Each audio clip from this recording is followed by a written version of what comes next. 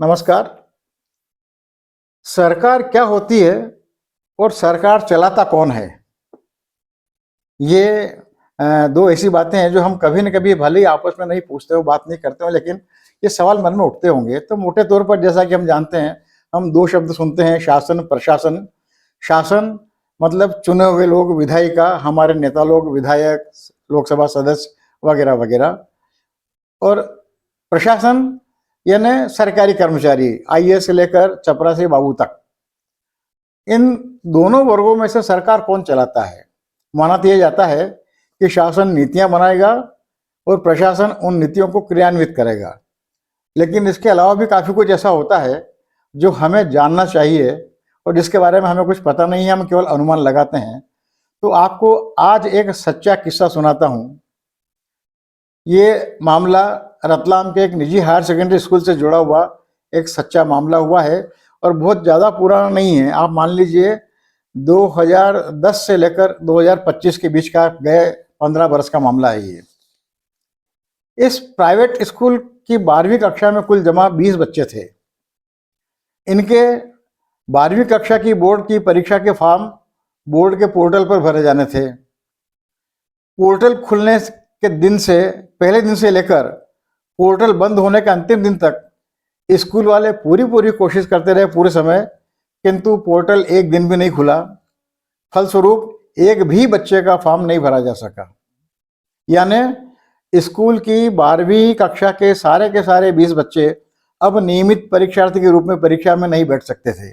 School वाले परेशान हो गए, हाथ पांव फूल गए, बहुत स्वाभाविक था। बात बच्चों के भविष्य की भी थी और अपने स्कूल की इज्जत की भी थी। तो स्कूल की प्रबंध समिति ने तय किया कि सारे बच्चों को प्राइवेट छात्र के रूप में परीक्षा दिलवा दी जाए। समिति ने प्रति छात्र 2,000 रुपयों की फीस, यानी कि कुल 40,000 रुपये अपनी जेब से जमा की और सारे बच्चों को प्राइवेट परीक्षा के फॉर्म भरवा दिए। अब सारे बच्चों का पूरा साल बच गया था, अब वे परीक्षा दे सकते थे। लेकिन समिति वालों को बात हजम नहीं हुई। आपस में तय किया कि मामला ऊपर तक पहुंचाया जाए। संयोग था कि उस वक्त में जो स्कूली शिक्षा मंत्री थे वो इन स्कूल वालों के अपने वाले ही थे। तो सोचा कि वो मदद करें कि नहीं करें, उनसे बात तो की जानी चाहिए, अपना दुखड़ा उनके तक पहुंचाया जाना चाहिए। तो समिति के सदस्य पूरे घटनाक्रम के सारे दस्तावेज लेकर प्रदेश के मंत्री जी के स्कूली शिक्षा मंत्री के पास पहुंचे। मंत्री जी ने पूरी बात सुनी और जैसा कि होना था उन्होंने विभागीय सचिव को और परीक्षा विभाग से संबंधित सारे अफसरों को बुला लिया। पूरी समयावधि में एक भी दिन पोर्टल नहीं खुलने का मिनट मिनट का रिकॉर्ड समिति ने इन सबके सामने रख दिया। उस वक्त जैसा कि समिति के उन सज्जन ने मुझे बताया, जिन्होंने पूरा किस्सा बताया, लगभग 4 आईएएस उस वहाँ चैम्बर में हाजिर थे, मंत्री जी कमरे चैम्बर में। पूरा मामला देख सुनकर और समझकर अफसरों की जमात में हाथ पांव फूल गए। सबने मान लिया कि समिति की कोई गलती नहीं थी, जो भी गलती थी अपने तकनीकी विभाग की गलती थी। लेकिन अब किया भी क्या जाए, एक स्कूल के 20 बच्चों के लिए पोर्टल फिर से खोलना संभव नहीं था। यदि करेंगे तो हंगामा बच जाएगा और गलती नजर आ जाएगी। तो लगभग ये तय हो गया था कि पोर्टल नहीं खोला जाए। अचानक एक अफसर के मुंह से निकल गया, ये केवल रतलाम में ही हुआ है, ऐसा तो नहीं कि कहीं और भी हुआ मध्य प्रदेश में।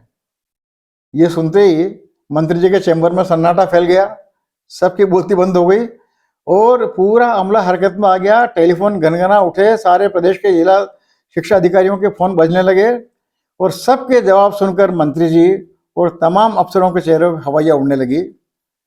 मालूम हुआ कि प्रदेश के तमाम जिलों में कहीं कम तो कहीं ज़्यादा ऐसा हुआ है और पोर्टल उपलब्ध न होने के कारण पूरे प्रदेश के लगभग 1.25 लाख से अधिक बच्चों को मजबूरन प्राइवेट परीक्षार्थी बनना पड़ा है और प्रत्येक विद्यार्थी को 2-2 हज़ार रुपये जमा करने पड़े हैं। वास्तविकता सामने आई, सबकी गिग्गी बंद गई, किसी के बोल नहीं फूट रहे थे, किसी को कुछ सूझ नहीं पड़ रहा था। मंत्री कहने को भले ही मंत्री या की सरकार होता है, किंतु हकीकत में आईएएस के बताए हुए रास्ते का यात्री होता है। और लोहिया के शब्दों में कहें तो हमारे सारे मंत्री, सारे प्रदेशों के और केंद्र सरकार के, लोहिया की बात माने तो सारे मंत्री हमारे नौकरों के नौकर होते हैं। कलेक्टर लोग नौकर होते हैं, आईएएस लोग नौकर होते हैं, और ये हमारे मंत्री, हमारे चुने हुए मंत्री जो हमारे नेता होते हैं, हमारे भविष्य के निर्माता होते हैं, कर्णधार होते हैं, वो उन नौकरों की बात कभी भी मानते हैं तो लोहिया, इसलिए उन्हें नौकरों का नौकर कहते थे। अब स्थिति ये होगी मित्रों कि मंत्री जी अपने विभागीय सचिव का मुंह देखें और विभागीय सचिव अपने सहयोगी और मातहतों का मुंह देखे। लेकिन आखिरकार में वही हुआ जैसे वक्त में होता है। अफसरों की जमात ने एक मत से फैसला सुनाया। मामला भले ही 1.25 लाख बच्चों का हो, लेकिन जो होना था हो गया। अब कुछ भी नहीं किया जा सकता। अफसरों का फैसला सुनकर स्कूल समिति वालों ने सवालिया नजरों से मंत्री जी की ओर देखा।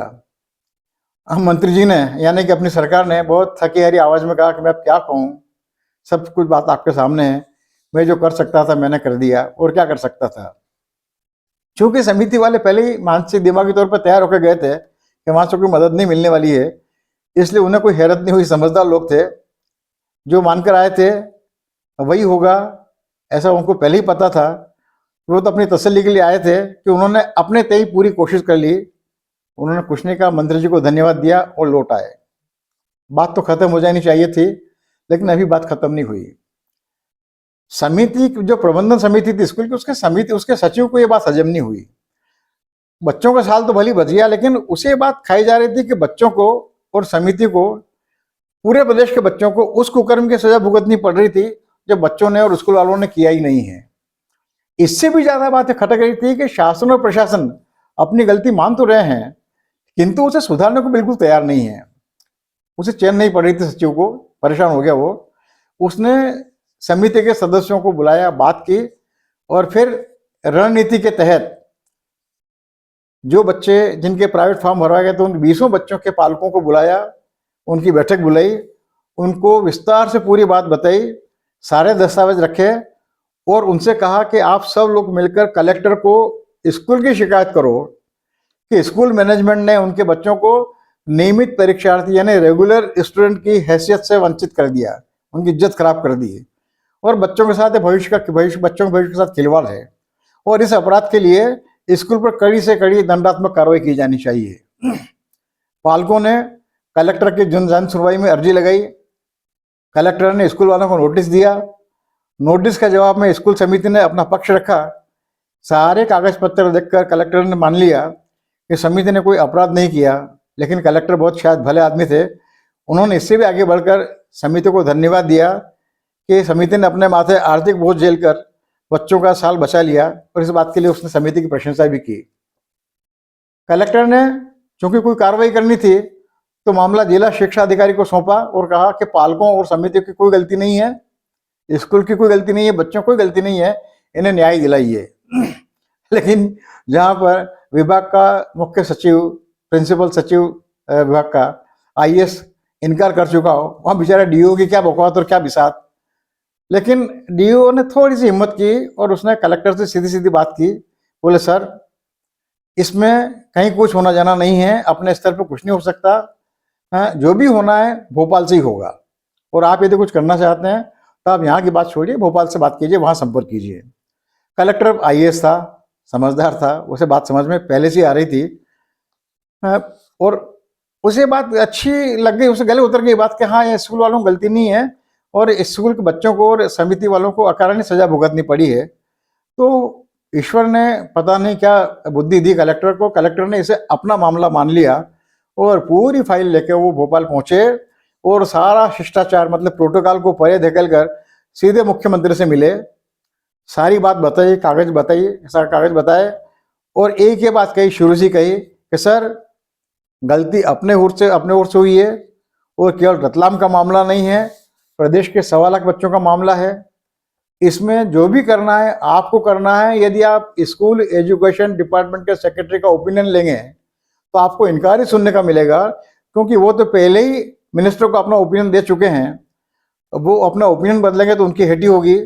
इसलिए यदि कुछ करना है तो आप सीधे सीधे 2 टूक आदेश जारी कीजिए। मुख्यमंत्री को इस कलेक्टर की बात जच गई। उन्होंने कलेक्टर से पूछ लिया, तो आप ही बताओ क्या करें, क्या किया जाए। और कलेक्टर मानो इस सवाल के लिए रतलाम से तैयार होकर गए थे। उन्होंने तत्क्षण बिना सोचे विदाउट थॉट कहा सर पूर्व घोषणा करके कम से कम 3 दिनों के लिए पोर्टल खुलवा दीजिए और बच्चों का जो पैसा लगा है वो लौटा दीजिए। और आपको आश्चर्य होगा, मुझे भी आश्चर्य हुआ सुन के कि मुख्यमंत्री ने रतलाम कलेक्टर की बात ज्यों की त्यों मान ली। पोर्टल 3 दिन के लिए खोला गया और मजबूरी में प्राइवेट परीक्षार्थी बने हुए प्रदेश के 1.25 लाख बच्चे, वो सब उन्हें नियमित परीक्षार्थी का सम्मान मिल गया। कहने को तो दोस्तों किस्सा खत्म हो गया, लेकिन किस्से का मर्म ये है कि पोर्टल नहीं खोलने का अंतिम फैसला भी आईएएस ने किया था और पोर्टल खोलने की सलाह भी एक आईएएस ने दी। पहली बार विभागीय मंत्री ने आईएएस की बात मानी, अपनी ओर से कुछ नहीं सूझा था उन्हें, और दूसरी बार में मुख्यमंत्री ने भी अपनी ओर से कुछ नहीं सोचा, आईएएस की सलाह मानी। सरकार कौन चलाता है, कैसे चलाता है, या कि सरकार कैसे चलती चलाई जाती है, इसका एक नमूना है। और दोस्तों विश्वास कीजिए, ये इकलौता नमूना नहीं, आप तलाश करेंगे तो ऐसे और नमूने मिल जाएंगे। आप यदि सत्ता के गलियारों में झांकेंगे तो ताज्जुब मत कीजिएगा कि ऐसे नमूनों के आपको ढेर मिल जाएं। और हाँ, जो आपको मैंने किस्सा बताया है, इस किस्से से जुड़े सारे पात्र सशरीर जीवित हैं।